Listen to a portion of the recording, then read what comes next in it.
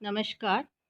MA final के paper third की कादम्बरी कथामुखम में हमने शबर सैन्य वर्णन पढ़ा। सामने से आती हुई शबरों की सेना और शबरों की शारीरिक स्वरूप का विभिन्न पौराणिक संदर्भों और अंतर कथाओं के माध्यम से कवि ने सुंदर चित्रण किया। अब हम शबर का जो सेनापति था, शबरों का भीलों का जो सेनापति था, उसके शारीरिक और स्वरूप का और व्यक्तित्व का सुंदर चित्रण कवि ने इसमें किया है। शबर सेनापति वर्णन का हम अध्ययन करेंगे। मध्ये च तस्याम् अतिमहतः शबरसैन्यस्य प्रथमे वयसि वर्तमानम् अतिकर्कशत्वात् आयसम् इव एकलव्यम् इव जन्मान्तरागतम् उद्विद्यमान समश्रुराजितया प्रथममदलेखा मण्ड्यमान गण्डभित्तिम् इव गजयुथपतिकुमारम् असितकुवलय श्यामलेन देहप्रभा प्रवाहेण कालिन्दीजलेन इव पूरयन्तम् अरण्यम् आकुटिल अग्रेण स्कन्धौ अवलम्बिना कुन्तलभारेण केसरिणम् इव गजमदमलिनीकृतेन केसरकलापेन उपेतम् आयत ललाटम। यहाँ ये बताया है कि शबरों के बीच में शबर सेनापति चल रहा था। तो मध्य च तस्याम उस अतिमहता अत्यधिक विशाल अति विस्तृत अति विशाल शबर सेनस्य मध्य शबर सेना के बीच में प्रथमे वयसी वर्तमानम प्रथम अवस्था में विद्यमान। यहाँ जीवन की अवस्थाओं को दो ही भागों में बांटा है, प्रथम और अंतिम, प्रथम और पश्चिम। तो प्रथम अवस्था में युवा अवस्था आती है, तो प्रथमे वयसी वर्तमानम युवा अवस्था में अवस्थित, युवा अवस्था में विद्यमान, अति कर्कशत्वात् आयसम एव अत्यधिक कठोर होने के कारण, दृढ़ और मजबूत होने के कारण, मानो आयसम इव, आयस का अर्थ है लोहा, लोहे का बना हुआ, एकलव्यम इव जन्मांतर आगतम, मानो दूसरे जन्म को प्राप्त हुआ एकलव्य हो। एकलव्य भी भील था और मजबूत कदकाठिका था, सुदृढ़ था, शारीरिक शक्ति संपन्न था। तो यहाँ कवि ने शबर सेनापति को भी एकलव्य के समान बताया कि मानो एकलव्य ही दूसरा जन्म ग्रहण करके उपस्थित हो गया हो। उद्विद्यमान शमश्रु राजितया, उद्विद्यमान निकलती हुई, उत्पन्न होती हुई, शमश्रु राजितया दाढ़ी की पंक्ति के कारण, दाढ़ी के जो बाल है उनकी राजितया पंक्ति के कारण, पंक्ति से पंक्ति वाला, प्रथम मदलेखा मंड्यमान गंडभित्तिम गजयुतपति कुमारम, प्रथम मदलेखा प्रथम मदरेखा से मंड्यमान सुशोभित गंडभित्तिम कपोल स्थलों वाले गजयुतपति कुमारम, गजयुतपति गज समुदाय के राजा, गजराज के कुमारम शावक या बालक के समान। वह शबर सेनापति भी नवयुवक था और अभी अभी ही उसके दाढ़ी निकली थी, काले काले बाल उसमें आए हुए थे। तो कवि ने कल्पना की है, कवि ने उसको बताया है कि जैसे गजयुतपति, गजराज का जो बालक है, शावक है, बच्चा है, वो युवा जब हो जाता है तो उसके प्रथम बार जब मध्यजल स्रवित होता है, कपोल स्तरों पर जड़ता है, तो ऐसा ही वह शबर सेनापति भी उत्पन्न हुई नई दाढ़ी की रेखा से सुशोभित हो रहा था। असित, और एक और चीज हम समझ लें, मध्यजल का जो रंग है वो अभी काला होता है और दाढ़ी के जो बाल थे, क्योंकि वह युवक था तो वे भी काले थे। असित कुवलय श्यामलेन देह प्रभा प्रवाहेण कालिंदी जलेन पूर्यंतम अरण्यम। असित कुवलय नील कमल, नीले कमल की, श्यामलेन श्याम वर्णी, नीले कमल के समान, लुप्तोपमा अलंकार है, नीले कमल के समान, श्यामलेन देह प्रभा, कृष्ण वर्णी, श्याम वर्णी, देह प्रभा, देह प्रभा शरीर की कांति से, आभा से, शरीर की कांति के प्रवाहीण प्रवाह से, कालिंदी जलेन इव, मानो कालिंदी के जल से, कालिंदी अर्थात यमुना नदी, यमुना नदी के जल से, अरण्यम पूर्यंतम, अरण्य को, उस जंगल को, पूर्यंतम भरता हुआ। वह जो शबर सेनापति था उसका शरीर कृष्ण वर्ण का था, काले वर्ण का था। और जब वह चल रहा था तो ऐसा प्रतीत हो रहा था कि उसके शरीर की जो काली आभा है वो सर्वत्र जंगल में फैल रही थी। तो कवि ने कल्पना की मानो यमुना के जल की धाराओं से वो जंगल को व्याप्त कर रहा हो। आकुटिल अग्रेण स्कंधौ अवलंबिना कुंतल भारेण केसरिणम एव गजमद मलिनीकृतेन। गज मद मलिनीकृतेन, हाथियों के मद जल से मलिनीकृतेन, मलिन बना दिए गए। केसर कलापेन, केसर अर्थात सटा समूह, कलाप यानी समूह, सटा समूह से युक्त। केसरिणम इव, सिंह के समान वह सबर सेनापति स्कंधों अवलंबिना, स्कंद प्रदेश पर, स्कंधों पर, कंधों पर, अवलंबिना लटकते हुए। आकुटिल अग्रेण, आकुटिल मतलब कुछ कुछ टेढ़े, अग्रेण अग्रभाग वाले, कुंतल भारेण, कुंतल भारेण बालों के भार से युक्त था। यहाँ सबर सेनापति को ऐसे सिंह के समान बताया है जिसकी जो सटाए हैं वो गज के मद से मलिन हो गई, क्योंकि सिंह गज पर ही प्रहार करते हैं, गज के ही मांस का भक्षण करते हैं। तो गज का जो मद, हाथियों का जो मद जल है, सिंह की सटाओं पर, सिंह की गर्दन के जो बाल होते हैं उन्हें सटाए या याल कहते हैं, उन पर लग गया हो। और वो सटाए वैसे तो सुनहरी होती है, लेकिन मज्जल के लग जाने से वो काली हो गई थी और कुछ कुछ टेढ़ी मेढ़ी थी। तो ऐसे ही सेनापति के जो बाल थे वो भी काले थे और कंधों पर लटक रहे थे और कुछ कुछ आगे से टेढ़े हो गए थे। और यहाँ सिंह के समान उसे बताया है शबर सेनापति को। तो शबर सेनापति के पराक्रम और साहस का कवि ने यहाँ वर्णन किया है।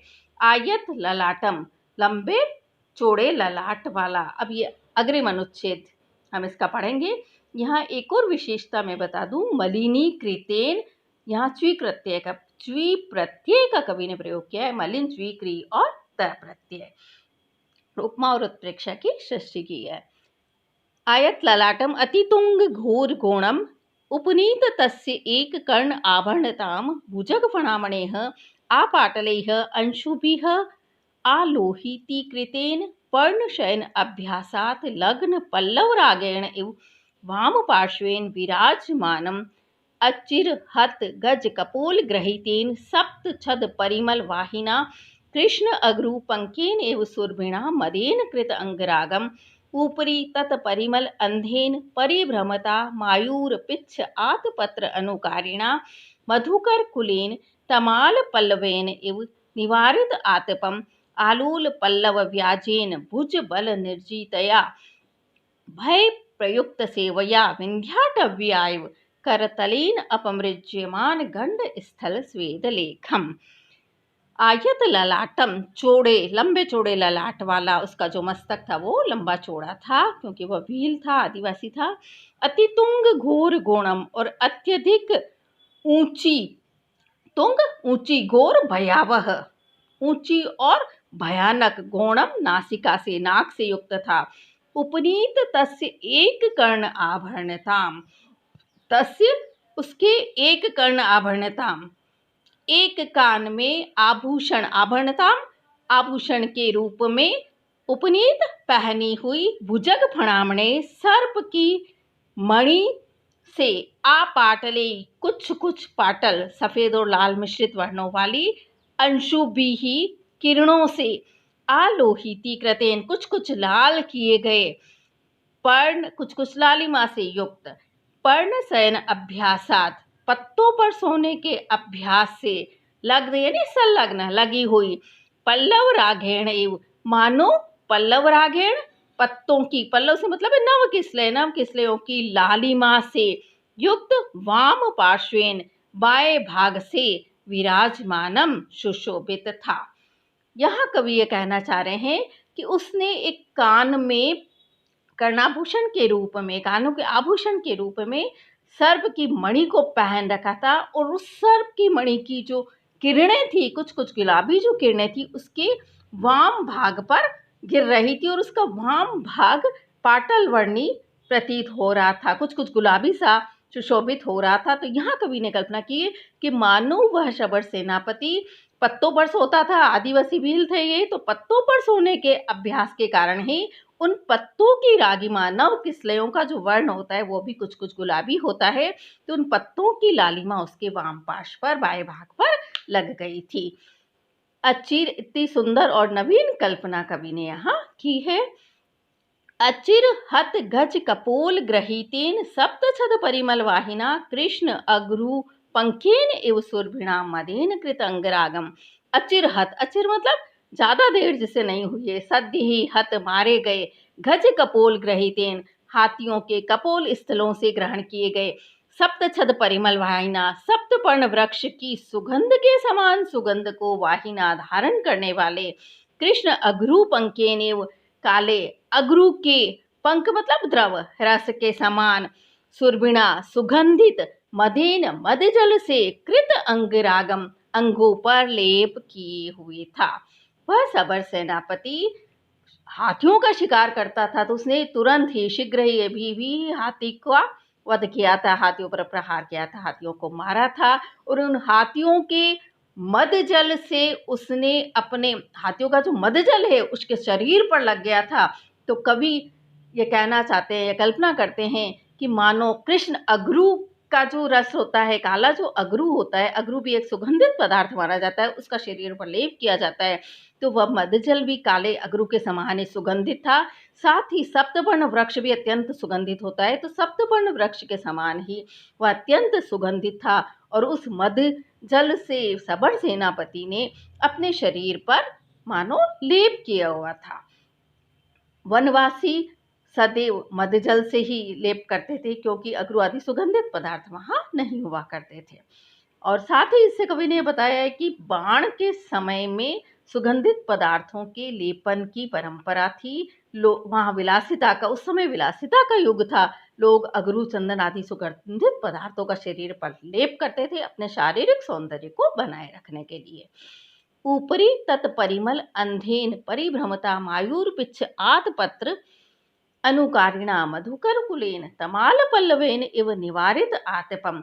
ऊपरी तत्परिमल अंधेन, उसकी सुगंध से अंधे होकर, उसमें विह्वल होकर, मदमस्त होकर, ऊपरी ऊपरी भाग पर, मस्तक प्रदेश पर परिभ्रमता मंडराते हुए, मायूर पिच्छ आत, मयूर पिच्छ से बने हुए, आतपत्र अनुकारिणा, आतपत्र का, छत्र का अनुकरण करने वाले, छत्र के समान प्रतीत होने वाले, तमाल पल्लवेन इव, तमाल के पत्ते के समान, मानो तमाल के पत्ते की तरह, मधुकर कुलेन, मधुकर कुलेन भंवरों के झुंड द्वारा, निवारित आतपम रोकी जा रही धूप वाला, या जिसकी धूप रोकी जा रही थी।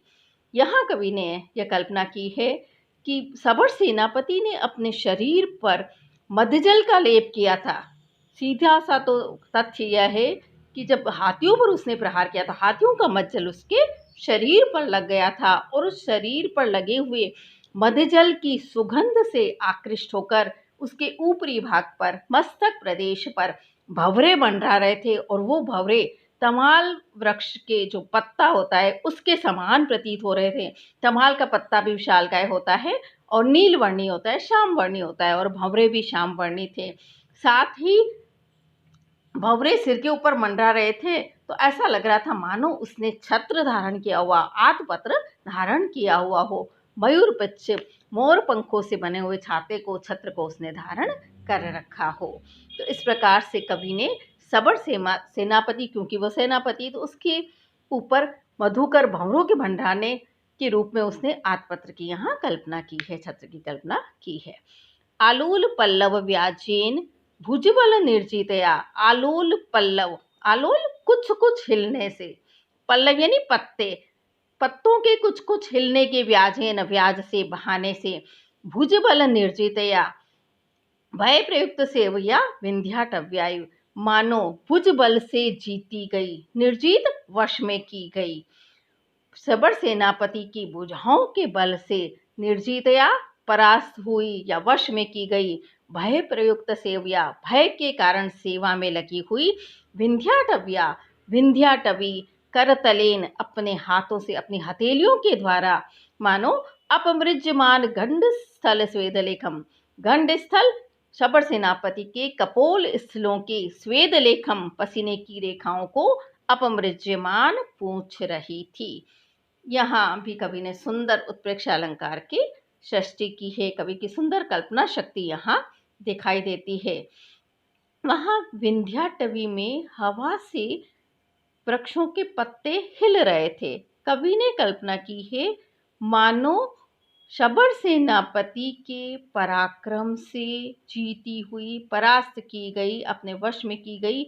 और जब कोई व्यक्ति, हम लोक जीवन में भी देखते हैं, जब कोई व्यक्ति किसी से परास्त हो जाता है तो वो उसके अधीन हो जाता है, उसे उसका कोई कार्य करना होता है उस अधीनता से मुक्ति के लिए। तो यहाँ कवि ने प्रकृति का सुंदर मानवीकरण भी किया है। जैसे किसी व्यक्ति के पसीने को पंखा करके, हवा करके पहुंचा जाता है, तो वैसे ही विंध्याटवी शबर सेनापति के द्वारा अपने अधीन कर ली गई थी, पराजित कर दी गई थी। और इसीलिए भय के कारण वो शबर सेनापति की सेवा कर रही थी, और सेवा इस रूप में कर रही थी कि पत्तों के हिलने के बहाने से वह शबर सेनापति के कपोल स्थलों पर, गालों पर छाए हुए पसीने को, गालों पर आए हुए पसीने की रेखाओं को पोंछ रही थी। तो यहाँ विंध्याटवी द्वारा अपने वृक्ष के पत्तों के हिलने से शबर सेनापति का पसीना पहुंचा जा रहा है। सुंदर कल्पना शक्ति यहाँ दृष्टिगोचर होती है। साथ ही इस संपूर्ण अनुच्छेद में, शबर सेनापति वर्णनम में, कवि ने दीर्घकाय वाक्य की योजना की है। कवि की ये विशेषता है, वर्णन विस्तार की इनकी प्रवृत्ति है। लंबे लंबे वाक्यों के माध्यम से यह किसी भी वस्तु का सांगोपांग वर्णन प्रस्तुत करते हैं। आज बस इतना ही। धन्यवाद छात्रों। प्लीज इस वीडियो को लाइक अवश्य करें और मेरे चैनल को सब्सक्राइब अवश्य करें। बहुत बहुत धन्यवाद।